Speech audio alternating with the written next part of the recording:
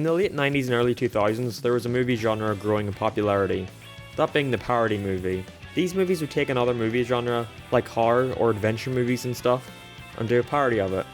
At the helm of most of these movies are Jason Friedberg and Aaron Seltzer. It seems like all these guys do are parody movies. They made such classics like Epic Movie, Meet the Spartans, Superfast, The Starving Games, Scary Movie 1, Scary Movie 2, Scary Movie 3, Scary Movie 4, Scary Movie 5, and the movie I'll be looking at today, Disaster Movie.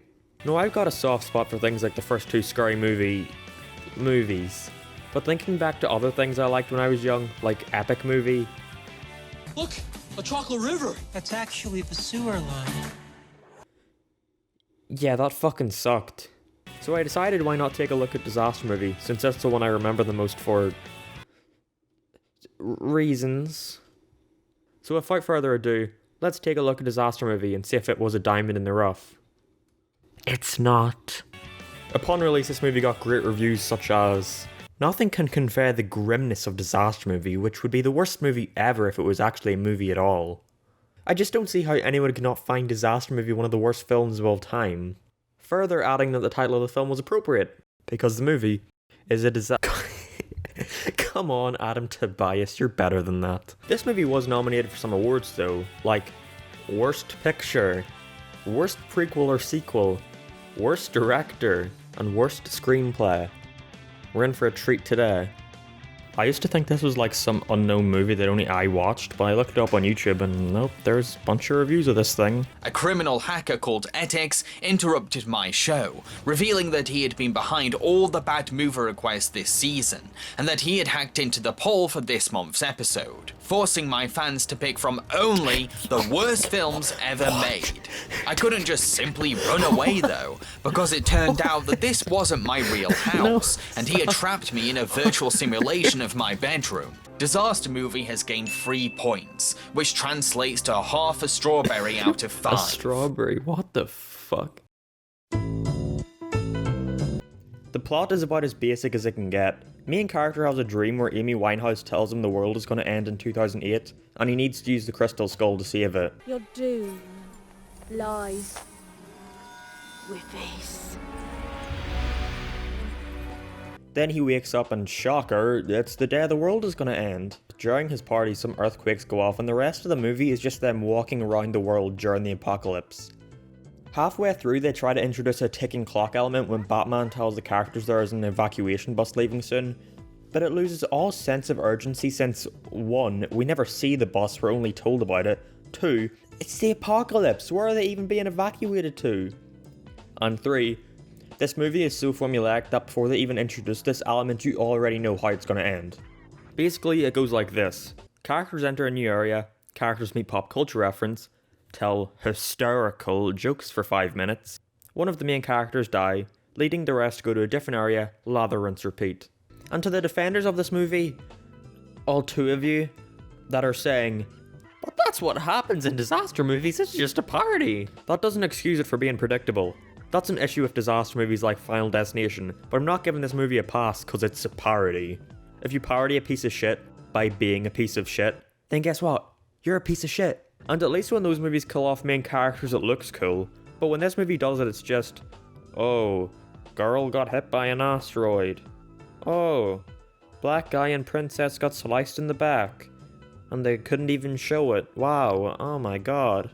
The pacing is also unsurprisingly terrible. The movie only consists of like 15 scenes or so, but they drag each of them out for an excruciating amount of time, with jokes that aren't funny in the slightest, which leads to you getting extremely bored.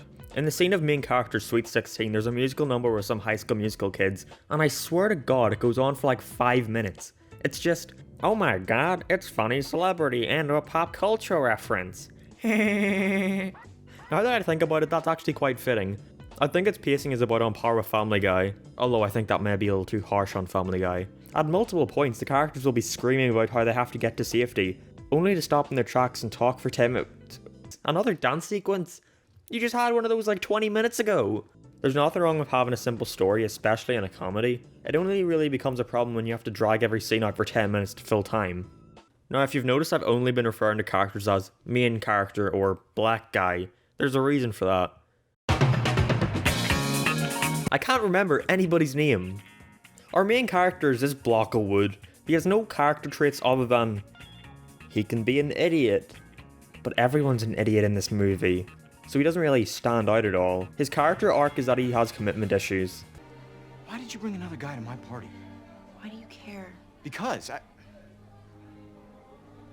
don't. But he completes that arc halfway through the movie.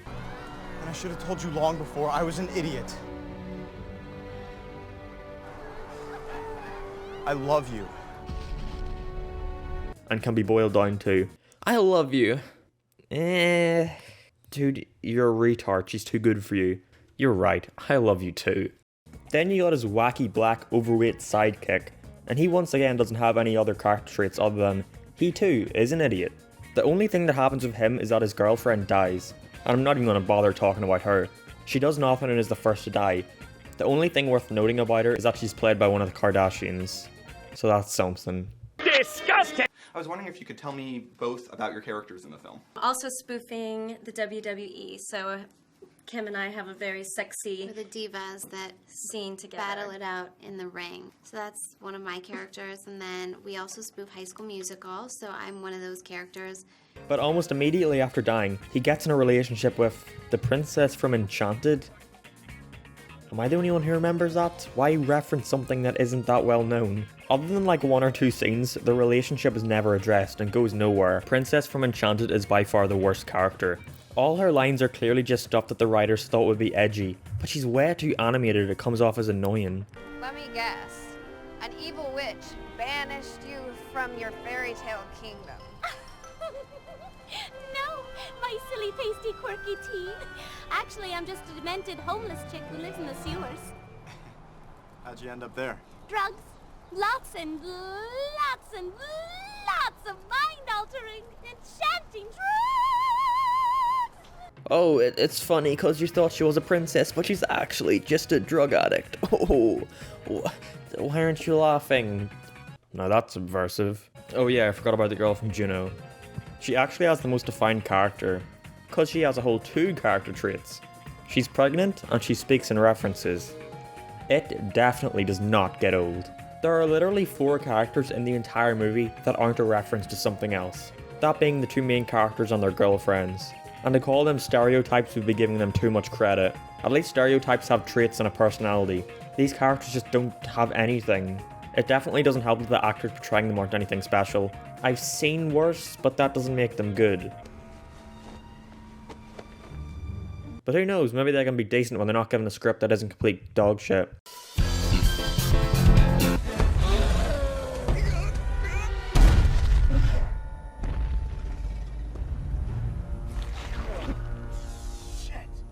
Now you know your movie's good when it opens on a shit joke. The writing is awful. Even though the story is so simplistic, they somehow managed to mess it up. When main character tells girl about his dream and how they need to get the crystal skull, she doesn't believe him. Look, you don't understand. I think the world is coming to an end. But then at the end of the movie, she starts explaining the prophecy to all of them, and she's the one who has the crystal skull. Like, where'd you get that? Mark, it's cause she works at the museum. I'm gonna pretend like that makes sense for a second. First of all, they never establish she works at the museum. Halfway through the movie, she calls the main character like, I'm at work, I'm worried about the artifacts. Where are you? I'm at work at the museum. I was worried about the artifacts. When was it established you worked there? And I don't know if you know this, lady. It's the apocalypse. Who the fuck cares about the artifacts? And second, why when he explained what he dreamt about at the start, did you scoff at him for, if you supposedly knew about it the whole time? Hey, I dreamt the world was gonna end today. Really? Yeah, I was told I needed the crystal skull. Oh, I know about that, it's at my work, let's go check it out. Okay, cool. They rely way too much on shit and burp jokes. And the worst part is, much like everything in this movie, they drag on and on and on.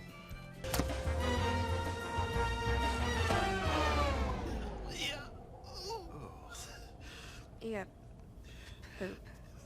Just a smidge. Did I get it all? What y'all look at me like that? Yeah. Yeah. Is it right there? It's fine. Like, yeah, okay, we get it. He has shit on his I get it. face. The only other joke they try to tell aren't even jokes. They're references. What? We're just playing with my monkey. See, the joke is, oh, I know of Michael Jackson, that makes it funny. And that brings up a separate issue. The references only work if you know what they're referencing. If you don't know who the Sex and the City girls are, you just end up confused. Because they don't try to tell any jokes with it. It relies on you knowing who the characters are. Excuse me, are you ready to get your ass kicked? What? Why is there a panda here? Oh, it must be a reference. The scene becomes uninteresting. I don't know how I liked this movie growing up, because I didn't get half the shit they were referencing. If I can give it anything, I thought one joke was funny, and it's the one about the stunt double.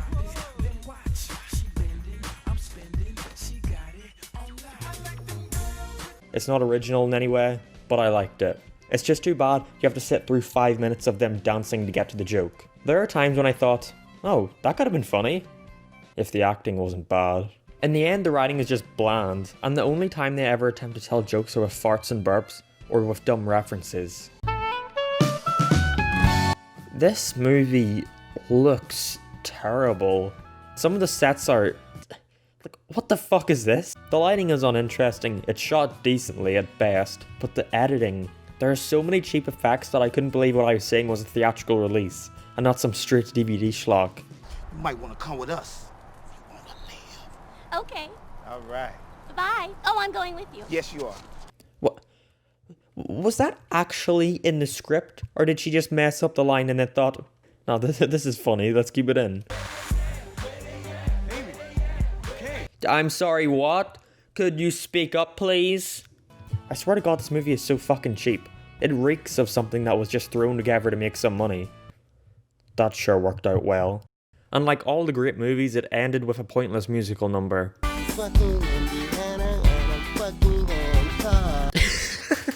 Oh my god, you look so uncomfortable singing that. This movie is a perfect example of something being made purely for the sake of money with no passion put behind it. The story is simple, yet they still mess it up.